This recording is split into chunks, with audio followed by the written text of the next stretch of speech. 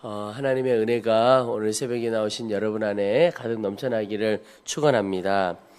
오늘은 사도 바울이 우리 성도들에게 있어서 음식 먹는 것, 특별히 이 시대에 우상 숭배가 많았는데 예수님을 믿고 나서 그 우상에게 바쳐졌던 음식들을 먹는 것에 대한 권면의 말씀을 주고 있습니다. 그런데 저는 오늘 말씀을 읽다가 옛 생각이 났습니다. 2절 말씀에 만일 누구든지 무엇을 아는 줄로 생각하면 아직도 마땅히 알 것을 알지 못하는 것이요, 이런 표현이 나옵니다. 저는 이 말씀을 읽는데 제가 예전에 공부할 때 기억이 났습니다. 제가 말씀드린 것처럼 물리학을 공부를 했습니다. 근데 물리학을 공부하는 중에 물리학 안에도 여러 과목이 있는데 양자역학이라고 하는 과목이 있습니다. 그런데 벌써 이름부터 좀 어렵잖아요, 과목 이름이. 그런데 이제 공부를 하는데 책마다 표현이 다 다르고, 또 제가 이게 막 거기에 눈이 잘 띄어지지 않아서 그런지 모르겠지만 이게 설명을 해 놓는데 도대체 무슨 말인지 잘 모르겠는 겁니다. 그래서 저는 얌전한 학생이어서 선생님들께 질문 잘 안 하거든요. 그런데 참다가 그때가 한 4학년쯤 되었던 것 같습니다. 참다가 도저히 안 돼서 선생님께, 교수님께 질문을 했습니다. 이게 무슨 말인지 내가 잘 모르겠는데 좀 설명을 해 주시면 좋겠습니다. 이 책도 다르고 저 책도 다르고 도무지 무슨 말인지 잘 모르겠습니다. 그랬는데 그때 교수님이 무슨 이야기를 하냐면, 이 양자역학이라고 하는 과목이 있는데 이 양자역학을 다 안다고 생각하는 사람은 그 양자역학을 제대로 모르는 것이다, 이렇게 얘기를 하시는 겁니다. 이게 바꿔보면 잘 모르는 게 지극히 정상이다, 이런 뜻이 되는 거잖아요. 제가 그 교수님이 이 과목을 제대로 안다고 생각하는 사람, 제대로 아는 것이 아니다, 이렇게 말씀을 하시는데 오늘 이 2절 말씀하고 똑같은 겁니다. 근데 그 말씀을 듣는데 얼마나 마음에 위로가 되고, 내가 괜찮구나, 저 막 안다고 하는 애들 사실은 잘 모르는 거구나, 이런 막 생각이 드는 겁니다. 근데 그때 그 말씀을 듣고 제 안에 들었던 것이 하나는 겸손입니다. 내가 이게 잘 아는 게 별로 없구나, 다 알 수도 없구나, 하나님 앞에 나는 아주 작은 존재였구나 라고 하는 겸손한 마음이 생겼고, 또 하나는 그 학문에 대하여 자유함이 생기더라고요. 이게 내가 물론 부족하지만, 그런데 이건 모른다고 내가 막 벽에다 머리 박고 이럴 게 아니구나, 그냥 공부해 가면 되고 깨닫게 되는 것만큼 하면 되는구나라고 하는 마음에 자유가 오게 되더라고요. 근데 오늘 이 말씀을 읽는데 오늘 이 말씀 전체도 똑같은 겁니다. 우리 음식 먹는 것에 대해서 이야기를 하고 있는데, 사실 우상의 제물, 이것에 대해서 우리가 예수 그리스도를 믿으면 자유함이 생깁니다. 그 말은 우리가 지식으로는 그 어떤 음식도 우리에게 어떤 영향을 주지 못한다라고 하는 거죠. 그런데 그것으로 인하여 교만할 수 있다는 겁니다. 오늘 1절 후반절에 보면 지식은 교만하게 하며 사랑은 덕을 세우나니, 우리가 음식을 무엇을 먹을까, 우리 안에는 해결함이 되었어도 그것이 교만하지 않고 덕을 세우는 일까지 나아가야 한다는 것입니다. 하나님에 대해서도 마찬가지지요. 우리가 하나님을 알아가면 알아갈수록 하나님에 대한 지식이 생겨가죠. 그런데 그 지식이 교만하게 되는 것이 아니라 오히려 겸손하게 되고 우리 안에 자유함을 더 누려가게 되는 것이 더 정상이라고 하는 것입니다.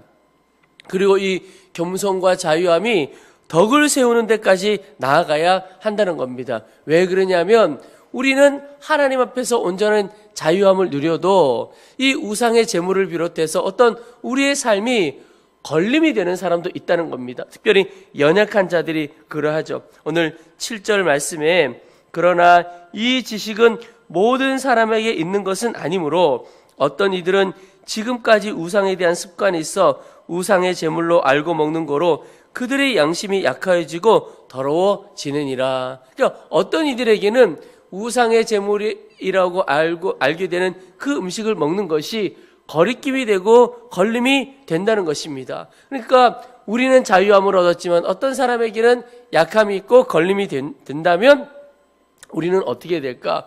우리 가운데 자유함이 있지만 그 사람을 위하여 우리의 자유를 스스로 제한할 수 있는 것이 하나님을 향한 사랑이고 덕을 세워가는 일이라고 하는 겁니다. 그래서 3절에 또 누구든지 하나님을 사랑하면 그 사람은 하나님도 알아주시느니라. 그러니까 나에게 온전한 자유가 있지만 하나님을 사랑하고 다른 영혼들을 살려내기 위하여 나에게 주신 그 자유를 덕을 세우는데 쓰는 것이죠. 여러분, 나는 나에게 주신 자유를 다른 이들을 향하여 얼마나 제한을 해본 적이 있으십니까?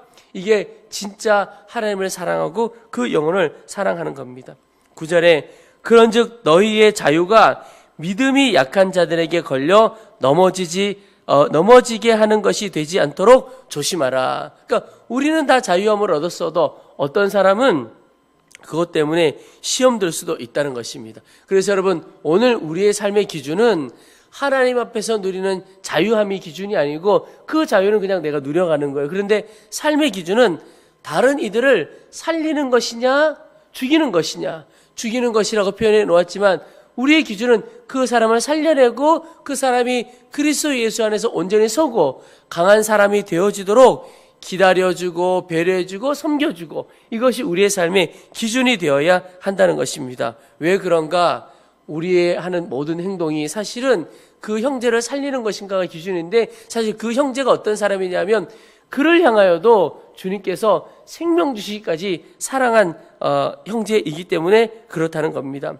오늘 11절에 그러면 내 지식으로 그 믿음이 약한 자가 멸망하나니 그는 그리스도께서 위하여 죽으신 형제라. 사도 바울이 보기에는 지금 믿음이 약한 자도 있고 우리의 지식 때문에 상처받을 사람들도 있는데, 그런데 중요한 것은 그 모든 사람도 주님이 우리를 위하여만 죽으신 것뿐만 아니라 그를 향하여도 생명 주시기까지 사랑하셨던 형제라는 겁니다. 그러니 우리의 지식의 자유함으로 사랑하는 것 좋지만, 그러나 그 영혼, 하나님께서 사랑하시는 그 영혼이 상처받고 쓰러지게 된다면 우리는 주님은 사랑하셔서 생명 주시고 목숨 주시기까지 사랑했던 그 사람을 낙심하게 하고 무너지게 하는 역할을 내가 의도하지 않았더라도 그렇게 할 수가 있는 것이죠. 그래서 사도 바울이 하나님께서 사랑하신 그 사랑, 그 형제를 기억하라고 말씀하고 있는 것입니다. 그래서 여러분, 하나님께서 오늘 우리에게 주신 자유를 우리의 유익과 만족을 위해서 쓰기보다, 우리의 즐거움을 위해서 쓰기보다 우리 주변에 믿음이 약한 자들, 하나님을 알지 못하는 자들을 살리는데 쓰게 되기를 소망하는 것입니다. 그것이 우리의 간절한 기도인 것입니다. 여러분, 살리는 일에, 영혼을 살리는 일에 나의 자유를 제한해 보십시오. 오늘 12절, 13절에 사도 바울이 그 결단의 고백을 하고 있습니다. 이같이 너희가 형제에게 죄를 지어 그 약한 양심을 상하게 하는 것이 곧 그리스도에게 죄를 짓는 것이니라. 그러므로 만일 음식이 내 형제를 실족하게 한다면 나는 영원히 고기를 먹지 아니하여 내 형제를 실족하지 않게 하리라. 참 놀라운 결단이죠. 아니, 고기 먹고 살아야죠. 그런데 사도 바울이 그것이 만약에 누군가에게 상처가 되고 어려움이 된다면 평생 나는 고기 먹지 않겠다. 얼마나 놀라운 고백인지. 제가 어느 한 분의 그 고백을 듣고 참 귀하다, 참 지혜롭다, 그런 얘기를 들었습니다. 그분이 직장에서 일터에서 일을 하다 보면 우리 같이 동료들끼리 회식을 할 때가 있죠. 그런데 이분이 술을 마시는 것에 대해서 자유함을 얻었다는 것입니다. 그래서 이제 술은 마시지 않고 또 분위기 가운데 이제 잘 어울려가서 이제 늘 가면 같이 가는 분들이 아예 사이다 시켜주셔가지고 그냥 같이 마시고 즐거워한다는 거예요. 그런데 이분이 사이다 먹지 않고 꼭 콜라를 드신다는 겁니다. 이유가 참 은혜를 받았습니다. 이유가 뭐냐면 본인이 예수 믿는다는 것을 주변의 사람들이 다 아는데 혹 모여가지고 할 때는 소주 마시는 거나 콜라 마시는 거나 투명해서 똑같다는 거예요. 그래서 혹 처음 보는 사람이나 다른 사람이 보면 이해하기가 어렵고 오해할 수 있다는 거예요. 그래서 표신하게 콜라 몸에 안 좋은 줄 알지만 그러나 자신은 딱 표시가 나도록 검은 음료를 마신다는 거예요. 그래서 참 지혜롭다. 본인에게 주신 모든 자유가 있지만 그 누구라도 본인이 먹고 마시는 것 때문에 실족하지 않도록 지혜롭게 해가는 거죠. 오늘 바울의 고백과 비슷하다 하는 생각을 갖습니다.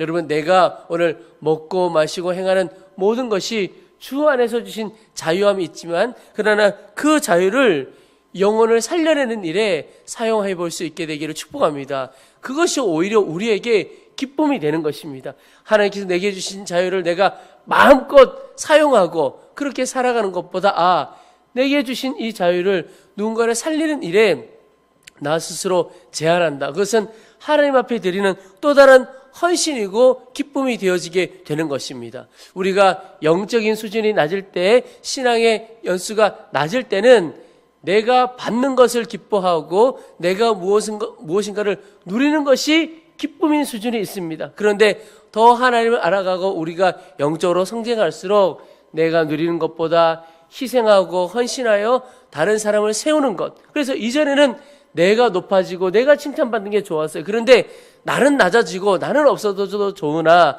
다른 누군가를 살리고 일으켜내는 기쁨이 진짜 기쁨이고 하나님께서 주시는 귀한 사명이죠.